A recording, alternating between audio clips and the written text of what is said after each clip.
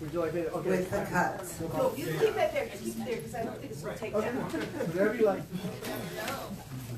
That's supposed to go fast though, just so you all know. Suggestions. So on break, some of the members asked if they could bring up some of their suggestions that they had of places they feel that could be cut or combined. So have at it.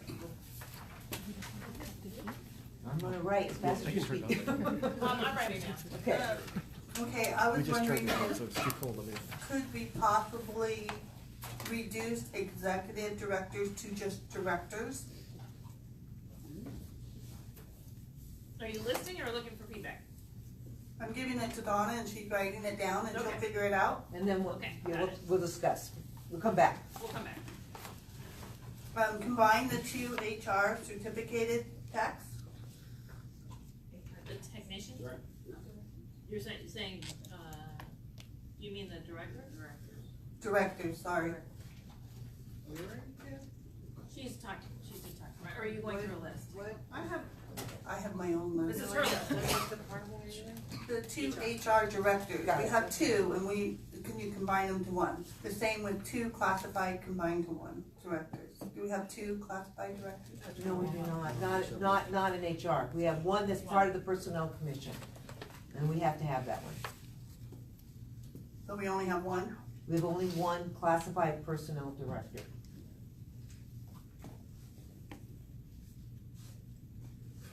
Can we combine, I think it's I think you have a concept in mind and we're not using the correct label for there are two people that work directly under the assistant superintendent of HR what is that?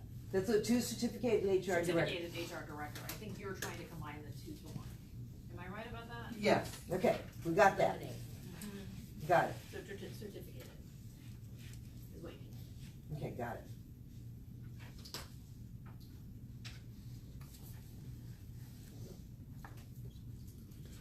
So we're keeping impact and wheeling teachers. At this Yes, time, ma'am. Yes, ma'am. And that's how many? Tilses? I think there's 8 wheel, plus the 6 PL, plus the, PL. 16 wheel. 16 teachers on the wheel. Are you counting the hourly prep teachers too in that It's mix? very complicated. No idea. I So think hang on, you let's- are. We'll come back with an We'll exact come back with number. a number. You're talking about wheel and impact And PL. and you wanna count. Can we, What are you asking for about wheel impact and PL? The count. no, I was just wondering, so we're keeping both of those groups of TOSAs at this point? Yes, Well, it's ma'am. actually 3, so the people who provide the wheel, the people who provide PL, like the gardening, for example, and the impact. Those are 3 different groups. And all of these directly touch kids. Okay. And we're upping the impact, correct? Yes. Through a For grant. the grant. Provided. Can we combine the assistant superintendent for educational excellence and the innovation to one and only have 3 assistant superintendents? Okay.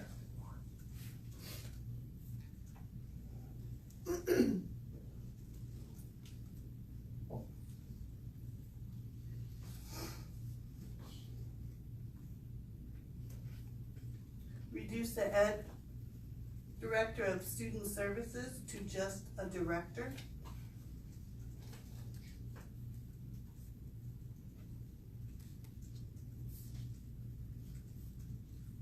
I have a question on somebody's suggestion, because it's about your current position. Could we move that to a director's position? You may not. No, I just needed to know No, that. I didn't. think about this for a minute. You have a $270 million budget that you need, and there's a whole lot of support services out there.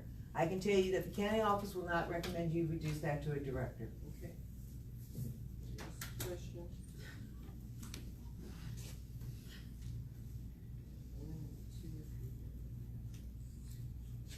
What if we just looked at the School site data coordinators, we have 2 of them now. I believe after talking to the school sites, we could do 1. That's actually a little bit different, because we have school site data coordinators one at each, 8 hours at each of the high schools, plus we got half-time people at the middle school, but we'll look at the whole. No, I'm talking the ones that, come out of the IT department and they're there to support the school sites, probably elementary school sites. Okay, we'll look at it. I would recommend that we simply make a list at Yes. this time and come back with Yeah. recommended, otherwise we'll be at it for a while, and Yeah. plus, these are kind of raw ideas that we should Right, develop a little bit. I agree. Yeah. Some of them were put forth at the committees. Unless are you looking for an immediate answer? No, Okay. no, this was just our idea, so Okay. just saying they're not moving it. One of the things that came up from the context was our, who does our work orders? well, it depends, we The have maintenance. fiscal service? No, we have maintenance work orders and we have IT work orders. Okay, cause I was hearing that, I wanna say it was in one of the things in your department, that we're down to 2 and they handle all the work orders and they're just like so stressed out. And payroll also, we're down on workers. Yes, ma'am, we have over the years, paid, but we'll write that So down. can we write that down on the list of things when Yes. we start to bring back, we have to look at those departments?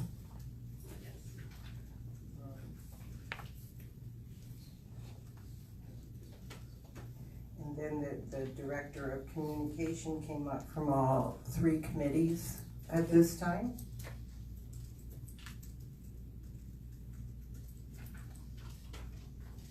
And then I think everything else is contracted services, and I'm putting my faith in the people that understand those, if they're really affecting our students, to come and let me know. Like, right away, my mind goes to the STEM and GSS, and it's, so I wouldn't expect maybe you to know, I certainly don't know, but maybe, Soshi's husband, or Sam, or whomever, can, say, you know what, this would be a really bad contract to cut because it would affect this or that or the other Yeah. thing. Or maybe you do know that, Well, I'm sure I can reach out to a lot of different people.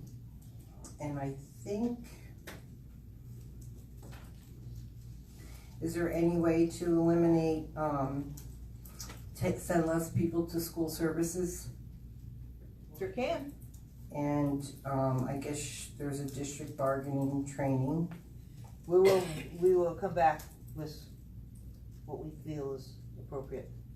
What about legal in 600? Well, remember, based on Mrs. Alvarado's comments, we are getting ready, I've been working on the request for proposal and getting ready to send that out for legal services. We'll be sharing that after this is done now, I can focus and finish it. I will bring it as a Friday letter for you guys to look at it before it goes out, of what we're looking for, and then we'll have a timeline of what to expect. I have to work it out with the superintendent, because you guys will have to be part of the panel, and probably a special board meeting to interview. That's all I have to do. Thank you. Thank you very much. Thank you. Okay, Matt. All right, You are up. Sorry, Matt. no problem. It was cold and now it's hot again. Loving it. Go right now. Loving that heat. Okay, so I'm getting some pressure from behind to do this fast. I'm hoping I don't get too much pressure from the front. It's like front behind. All right, so let's walk through a couple things, and then we'll let us know how you'd like to do it. So let me give you a couple ideas. So what's been posted on Board Docs are 2 main documents, and the first one I have up here, which is titled the Reconfiguration Plan. And then the second board document, I want to publish that right now because it was requested during board prep, that I provide other kind of resource visual documents that could help you.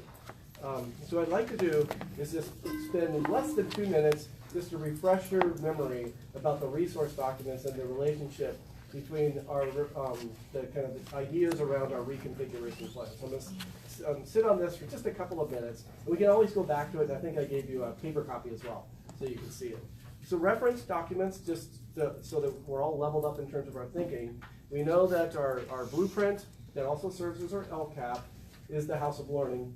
And the kind of theory of action behind that is that we serve the whole child, both academically, socially, emotionally, parents, because they're a support system for the child, and other systems. And we're all familiar with the House of Learning. I shared with you at a previous meeting that the state of California is moving in the direction of consolidating all of their various systems into what they're calling now a one system of connected resources and supports. And I point that out because it's directly aligned to the LCAP process. So it's important to note that. And you can see the three main color areas: conditions of learning, student outcomes, and engagement. Another important thing to note about this is it's also directly aligned to the California School Dashboard. And the California School Dashboard, if you recall, is the accountability element of the local control accountability plan. So that's the one system. And then the other thing I pointed out in a previous meeting that's very important and extremely connected to the One Systems initiative is the new adoption of what the state of California calls a multi-tiered system of support. And that's really important to note. If you remember a couple of meetings ago, I contrasted that with RTI, response to intervention. And the purpose, the difference between the two, is that the multi-tiered system of support is intended to be to help students early on and kind of avoid the wait to fail model. That's the intent of it. And I point this out because if you look at the top, the three pillars of the multi-tiered systems of support focuses on academics, behavior, and social emotional. But then if you look below, when they say all means all, there are other components in addition to the three pillars of the MTSS, is leadership, integrated educational frameworks, and then family engagement as its own separate call-out in MTSS, and then inclusive policy structures and practice. And I just wanted us to be grounded in that, because as we talk about goals, it's good for you to be grounded in where the state of California is. And so if we're mindful of these three elements, this one, MTSS, our one system approach, and the House of Learning, then when you set your goals, we're kind of addressing two issues. We're addressing alignment to the state of California, and then what you believe as a board should be the goals that drive our district. Does that make sense for folks? Any questions about those three level up documents? All right? And then one other thing I did was, again, at the request of during board prep, was I created two worksheets for us after, because it's my understanding the board wants to talk about direction. And so you don't have to use them, but I created them for you, and I believe you have them on paper. We also have them digitally, so you could give us direction theoretically on the three goals we're going to talk about tonight, or more. I have other there. And then the second document is you could give us direction on strategies, because they're both interrelated. So those are your resource documents that you have available to you that I prepared at the request of the board president. So with that, I'm going to jump into the actual goals document, the main document. And again, a couple disclaimers. They're really important for everyone to know on the record. This is just Dr. Kimball and I got together and put together some ideas at the direction of the board at our previous meeting. Real quick, those documents, we don't have them yet. I don't know if we can get them printed or. You should have a paper copy. They're in this. I put one at all your places. You presented two documents as a. Oh, the single pages. Did they get the single pages? Oh. No. This one? Go back. No, the single, I'll go back. I know what Cipriano is referring to. He's referring to this document Yeah, the homework. and this document. Correct. And yeah, and that we believe we have them. Perfect. No? Isn't Perhaps. that in your packet that you ran off? We have it. That I Only put 3 in. pages. Yeah. It's in, yeah. So why don't you, maybe someone could make a copy of those in case they don't have copies. I brought the copies, I don't know what happened to them, I apologize.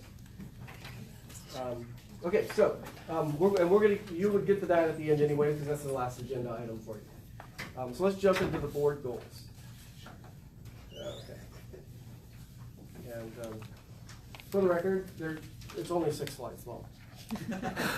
So if it goes really long, It's really it's minutes, not my not fault. slides. All right, so before we start, just a couple really important disclaimers. It's always dangerous when Dr. Kimball and I put ideas together, because it could be construed that we're recommending these. It really should be the board.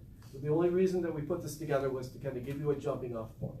So please don't feel in any way that we're kind of trying to influence your thinking about board goals. Because that's a very sensitive topic, and frankly, in the LCAP, it's very clear that the board members are supposed to set the goals. We work off of those goals. I simply put these ideas here as a jumping off point. Dr. Kimball and Matt, we talked about it. So is everyone good with that? I don't want anyone to think that we're trying to stack the deck on this.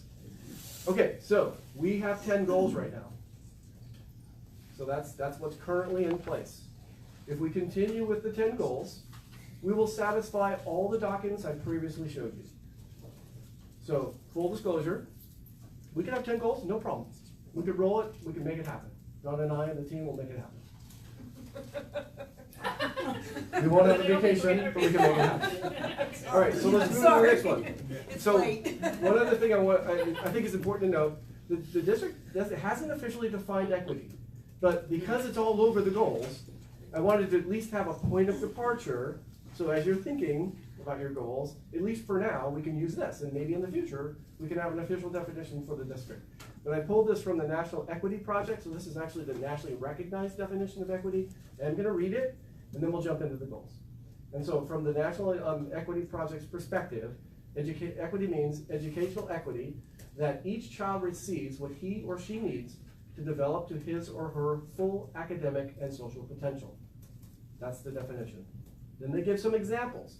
So it means working toward equity would be ensuring equally high outcomes for all participants in our educational system, removing the predictability of success or failures that currently correlates to any social or cultural factor, interrupting inequitable practices, examining biases, creating inclusive multicultural school environments for adults and children, and finally discovering and cultivating the unique gifts, talents, and interests that every human possesses. So for the purpose of our conversation, this is what we're gonna jump off of for now. And at some point in the future, if we wanna have our own definition, we can do that. You could have a workshop, you could do anything you like. Last bit of background knowledge that's important to note, I mentioned MTSS.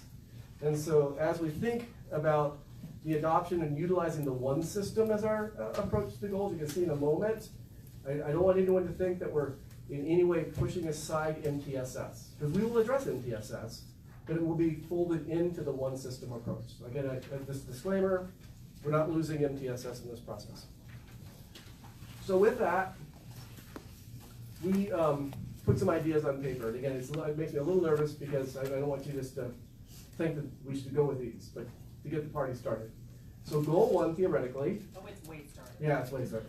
Goal one, theoretically, could be our students, parents, and staff will have equitable access to the conditions of learning, that's the blue, necessary to promote excellence and innovation.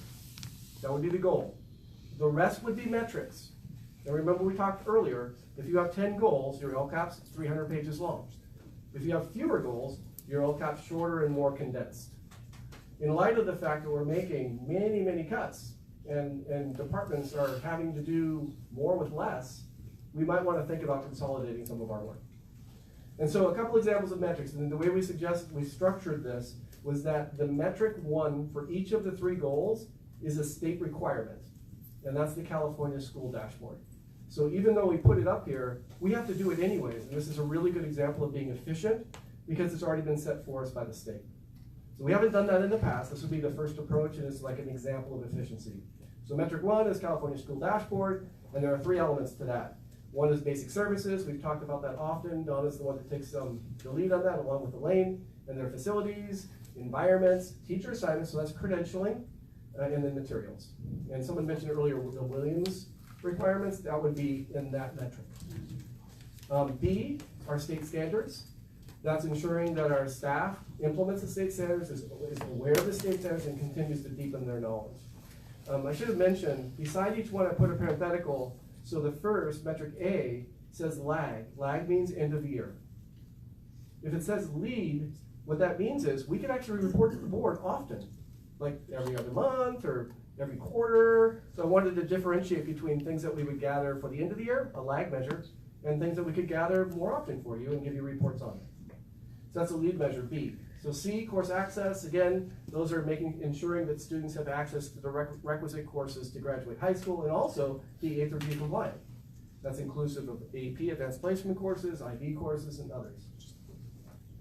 Metric 2 is something that we could include or not include. And there's a variety of items under Metric 2. It was not our intention that you would do them all. We just wanted to put some ideas up there.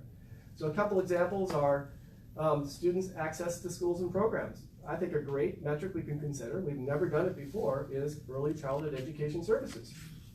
That would be a lead metric because we could influence that on a monthly basis. Expand opportunities for students in preschool. Another one is MTSS. Actually call out a metric for MTSS. There's actually a tool in the state of California that we could utilize that could show each school and their kind of migration toward accepting or implementing the MTSS framework. So that's another example. Sorry about that. You went to sleep. It's coming. Come on. It's not a sign. All right, here we go. C, am I going too fast or are we good? Good. Okay. C, magnet school demographics. But that's something that's been loud and clear from the board. We could include that as a lag metric. That would be at the end of the year, of course, but we could do it. Dual language. And when we think about dual language, we know we have Grapevine, but there's the seal of biliteracy at our high school. And so there's a variety of ways that we can share that information with the board. IB programs, AP programs, it is important to note that they would be a little redundant because they're reported at the top under the dashboard report, but we could call it out. They could be separate metrics if we like. And then the last one is dual enrollment. We have dual enrollment with Palomar College, and that's a lag metric that we could share with the board every year. So I'll stop there for a moment. If you look at the bottom, those are the goals that are currently in place that would be replaced by these new goals. Any thoughts or feedback on that? And again, we can talk later about which ones you want to keep, but any questions or feedback on this one before we go to goal 2? A through G, is that another metric? It is, we'll get to that. Yes. What about adding the communities? Where about? Because Like- right now it says our students, parents, and staff. We could add, you mean at the top? Yeah. Yeah, absolutely, we could add community, of course. And that makes pretty good sense with parent engagement. We have phenomenal results, phenomenal data, and then, one of our highlights for our district. Excellent feedback, that's exactly what we want. Any other thoughts or questions?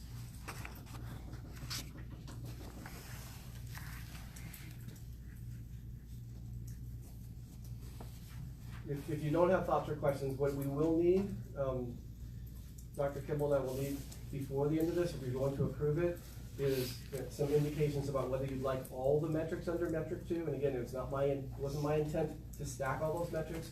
It was just my intent to be as transparent as possible and show you some options. Doesn't mean you have to approve them all. We can come back to that in a moment after we get through all 3.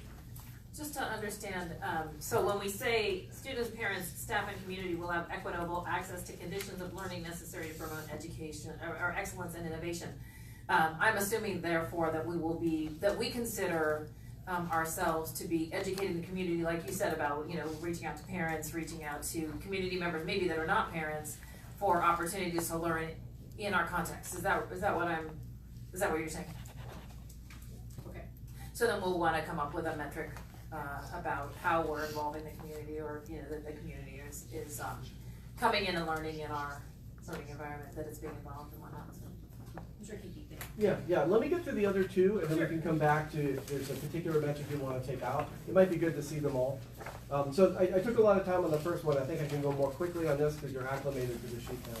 So goal 2, all students will demonstrate improved outcomes. And if you look over to the right, you can see that would be the orange, so performance. That close the achievement gap and prepare them for success in college and career. I added achievement gap because when you think about the LCAP and the new differentiated assistance, which is a new accountability model we spoke about, and then that's the state accountability model. It's not enough to have one, we have to have 2. Then there's a federal accountability model, which is the comprehensive school improvement. Those 2 accountability models look at the achievement gap. So it might be wise for us to address that. And so that was the purpose of putting that language in, and we haven't had that in there in the past. So if you look at the metrics, again, metric 1 are the metrics associated with the requirements we have already in place. And so that's the California School Dashboard, academic, that both counts as English language arts and math. And just know, it's just a mental note, the trigger for differentiated assistance or the federal comprehensive school improvement, ELA and math only count as one. You need to have two. So even though they're two separate content areas, and in the previous world, in the API world, they both counted separately, they now count together. So it's important to note that. English learners, we know that, they're both lag measures because we have them at the end of the year. And then college and career index, and someone mentioned A through G. So the A through G would be contained within that college and career index, along with career pathways, by the way. And the definition of a career pathway is that a student takes 2 CTE courses that are aligned. Could be more, but it has to be minimally 2. And then graduation rate. So those are all California School Dashboard. We have to do it anyways. It seems more efficient to utilize that structure that's already in place. So metric 2 is new. It would be brand new. And that would be this idea of focusing on foundational literacy and numeracy.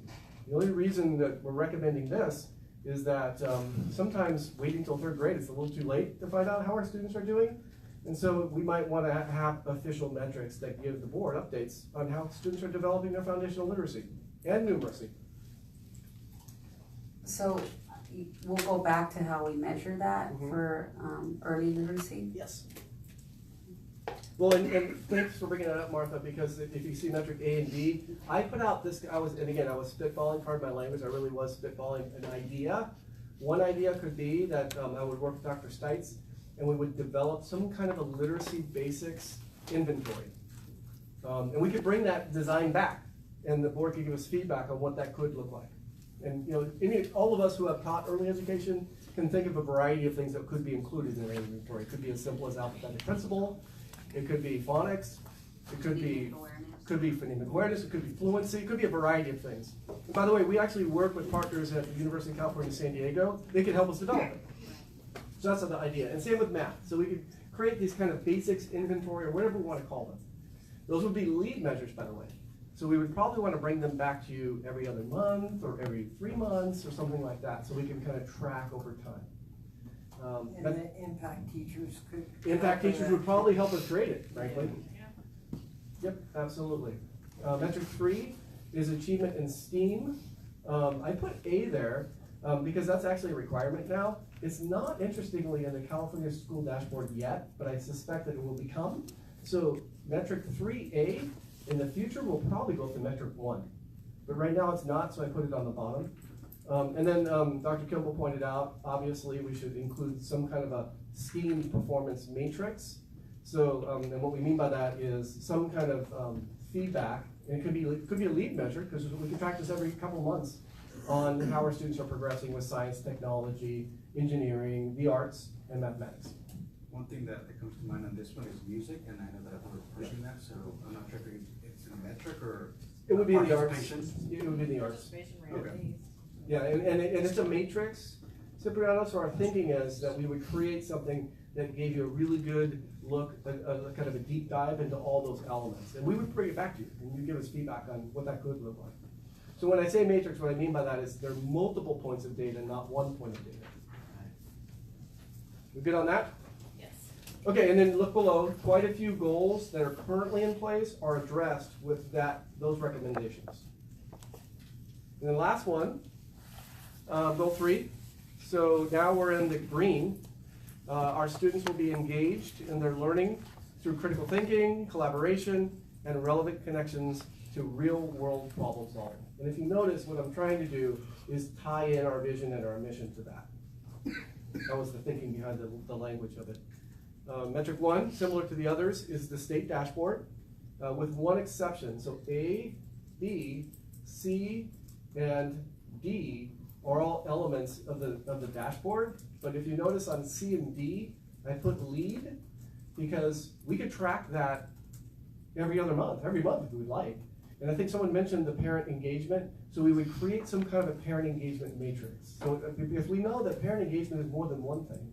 It's multiple things, right? Going to workshops, volunteering in classrooms, or other types of feedback. So we could create some kind of a parent engagement matrix. And then the item E, so metric 1E, is a new one.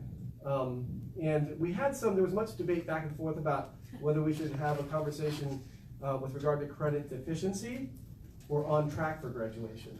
And Change so the it- phraseology. it's gonna tell us the same information, right? So if it's 75% of kids are on track for graduation, we know that 25% are credit deficient. But it would be nice to have this, we've never had it before, so, and based on the dialogue that the board has given us, it seems appropriate for us to think about something like that. I put it under metric 1, not because it's on the dashboard, but graduation rate is on the dashboard. So that's why I put it there, just so everyone knows. And then metric 2, this is my favorite one of all of them, because I'm passionate about helping our kids think about the world of work and prepare them for the world of work in meaningful ways.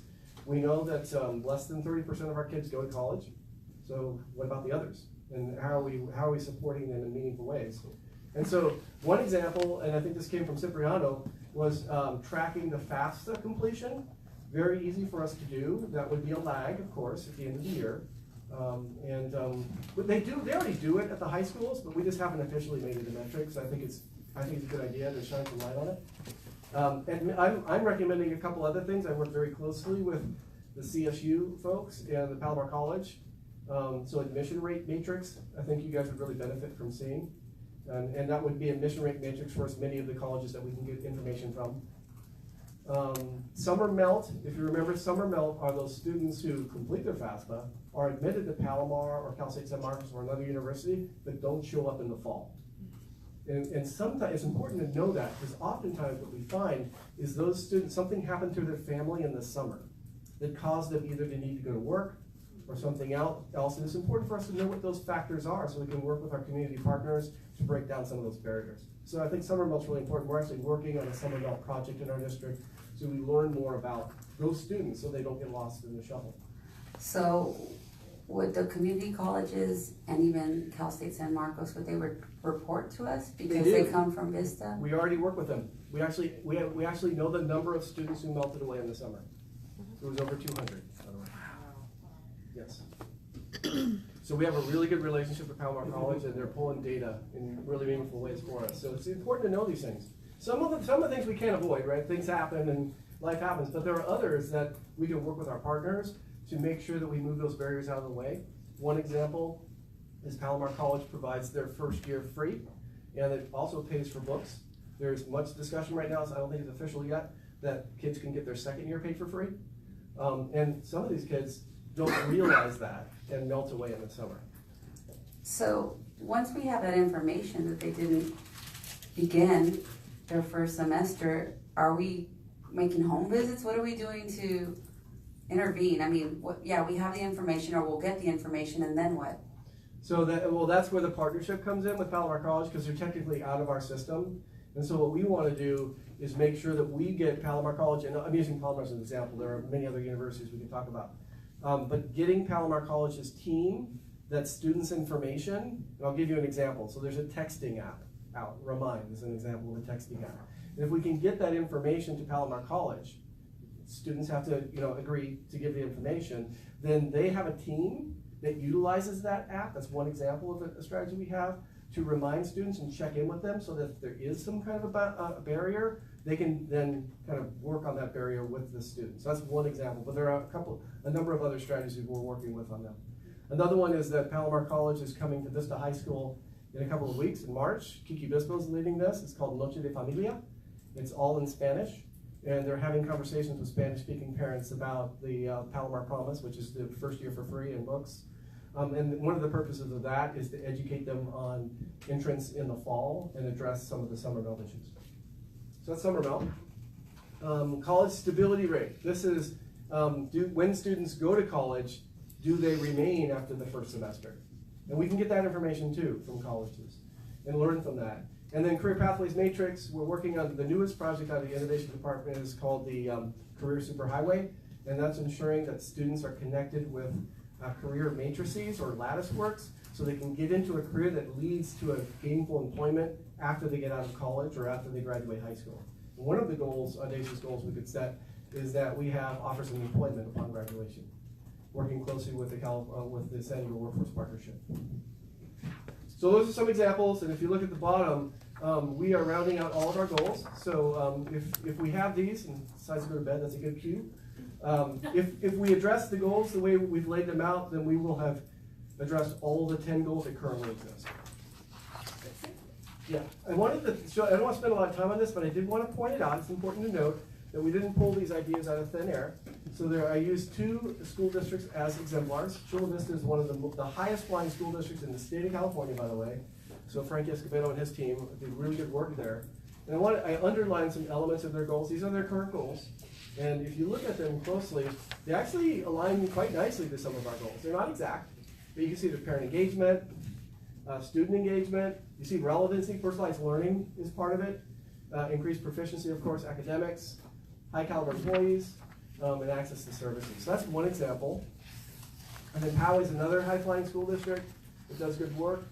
And you can see high quality teachers, pathways, achievement gap is at Poway, environments and experiences, community involvement, collaborative learning, and increased student achievement. So I wanted you to have a couple exemplars of school districts that we could emulate.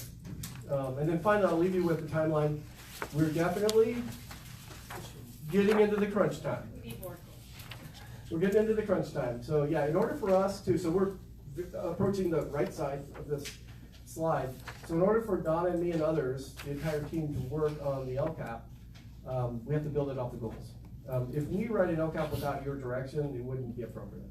So we really should wait for the board to give us direction on the goals before we start that work. And in light of the fact that Donna cut $14 million. Wait a minute. I'm joking. In light of the fact that I'm joking, Donna. In light of the fact that we have to cut, there's going to be a lot of adjustments to the blueprint. We need to make these adjustments in order for the blueprint to tell a story and meet the needs of our community. So questions, thoughts? I like it, thank you. Anything else? Can they be approved? And if you approve them now, mental note, I know she's trying to get you to do it, but I just want to make sure that when you approve them, do you want all those metrics? I put them there as exemplars, doesn't mean we have to have them all. Could we adjust it along the way or no? Yeah, it's not the end of the world. Could we It has to be add or adjusted by take some June. out? If you find some that are overly cumbersome for Yeah. the team, I guess that would We be can let you know, the but- question, but I think they're good I think they're good metrics. Having looked them over, I feel like they're strong and they represent the interests of the board in many ways. I agree, I like them. One last thing I didn't mention I should have. I happen to know that the senior director in charge of the County Office of Education actually reviews all the LCAPs.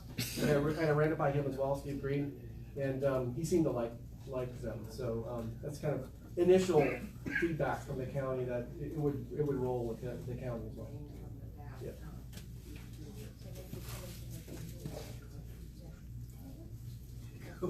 I move to approve the goals. Thank you. I second it. Motion by Cipriano, seconded by Deb, all in favor, Aye. Aye. opposed, everybody approved. Thank you, John and Matt, nice job. Great. Appreciate it. Ready? My pleasure. Thank you. So, at this point, we were supposed to do like a little workshop thing, because I had asked for it because we never sat as a board and talked about our direction. We've had a new superintendent and now a new board. And so I've been thinking of how to do this. But I think Matt kind of started us with the goals, and if we do our 3 goals, we don't even have to talk about this tonight, we can do a little section. If you think about these 3 goals that we just adopted, and how do we get there? And I kind of looked at that as, how do we get there through our business department, through our educational excellence and HR to cover all of our goals. And I know we have the whole blueprint thing in there, but at least they would have direction. So if we say, you know what, our direction is that we really have to make sure the kids have the early childhood education, or we need to make sure that academic ELA and math and that's going, then how would you see us getting there? And so when Linda has decisions to make, she would know, well, my board wants this or that or not. So we don't have to have this discussion, but if you want to think about that, where we wanna go and how we could get there, it might help you guys, correct? Yes. And we could come back if you'd like and kind of structure something that takes goal by goal and really, you know, on a night where maybe we have a little bit, you know, more time to, and we're not all tired. Maybe in the summer. Yeah, I think it would be a great conversation and maybe, it doesn't have to be long from now, but I think we could easily structure it, so that you could really have a chance to get feedback and maybe in a more casual setting too. And I think just doing the goals and going over it with the group kind of helps us get our focus too. Yeah.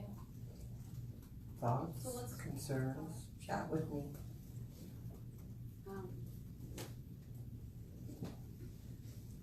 They seem so broad, which they're wonderful. So I'm having a hard time wrapping my mind around it right now in terms of the direction that we give our superintendent. So I don't know, I have to kind of, I guess I need more information when you say to me, how is the board going to, did you say support? Did you say, Well, I Please just tell me wanted more. direction, so, a little while back, Linda and I were talking, and she was talking about following the, what do I wanna say, carrying out the board's direction and the wish. We have never had that conversation as a board, so to back it up, when we had our superintendent before Linda, we had the directions that we were going and what the important things were. So when things came up, he would make the decisions, okay, we're gonna do this or we're gonna do that. He knew where he was going. Linda came in with, okay, we already have this set, we wanna keep going, but we never did it right by sitting with her and saying, when we make decisions, let's think of this or that or the other thing, or maybe just changing our goals. So if I personally would look at the matrices as opposed to the goals, to start thinking, and we don't even have to do a formal thing. I just felt that we have never had the chance to talk about what we think. Sometimes people think, you know what, I'm fine, I take whatever you say, I agree with you. Some people are like, you know what, I'm sorry, I've been there, done that, I don't agree. And it's not fair to the one person trying to carry all this out. the metrics, not the matrix? The metrics? I would Or look the at the metrics on here. I wondered about that. I wondered about, you know, coming back with, as we're working through the metrics and through the lens of, let's say, for example, on track for graduation. There's a lot of passion on this board around that topic. You know, we could possibly, you know, look at the goals, but then pick out things that from under those goals that you're really passionate about and say, let's talk for a minute about credit efficiency / on track. What are you hoping for from that? What forward movement are you looking for? Then I think you could get really down to nuts and bolts, because that's a topic you can really speak to clearly, right? Because you know what you're concerned about. So we could organize that way. So we don't have to speak to every single one, but I think especially with budget cuts, like, Donna was left with that huge tax, but, job, and we never had the conversation, so she's going through the blueprint and she's pulling things thinking, okay, here this is, but maybe it doesn't align with what the board thinks. Okay, so I'm clear now. Some things are easy, I'm better at, what you were trying to communicate. Some things are easier to, identify when we see our progress, especially if they're on the dashboard and such, and if we have like statistics, but things that we haven't measured before, say, the STEAM performance matrix, well, that's something that we've never done, so then we have to come up with, what does that look like?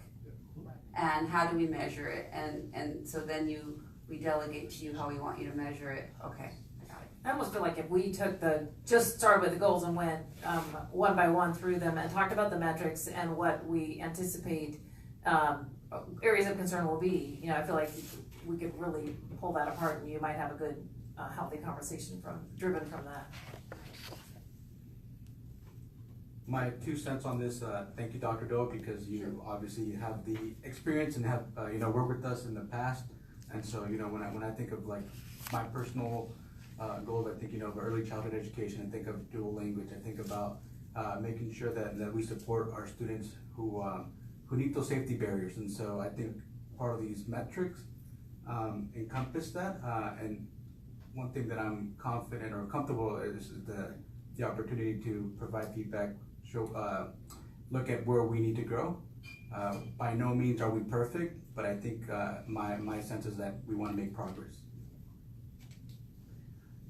Thank you, Dr. Doyle. It was very understandable for me.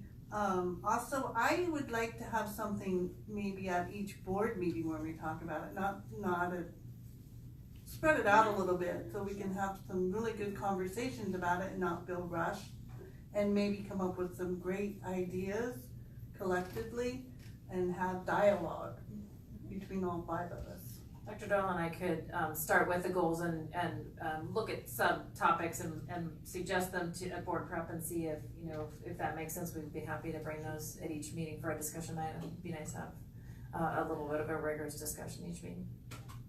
So if there's an area on here, just an example that maybe you guys from where you're sitting are like, we have to look at this, then that's what we would talk about at that point in time. It wouldn't always be us saying, here's what we would talk about. I do wanna make one statement about that. Yeah, no, I almost broke my knee there. No, you didn't, I didn't see it.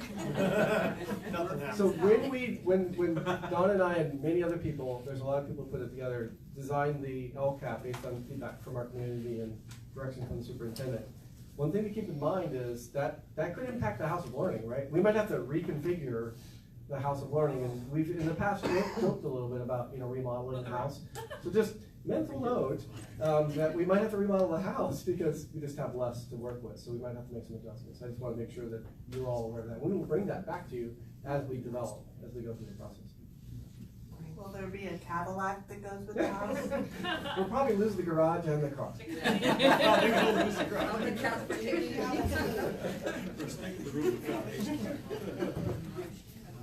Discussion? One more? Actually, no motion.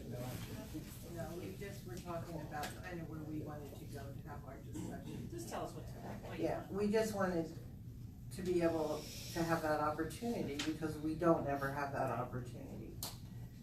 Okay? But we'll embed it in the board. So there's no motion, it's just an attempt Yep. to do something. We'll do it at board prep, we'll work on it. Are you okay, Martha? Any more questions? Okay, I think this meeting Great job. adjourned.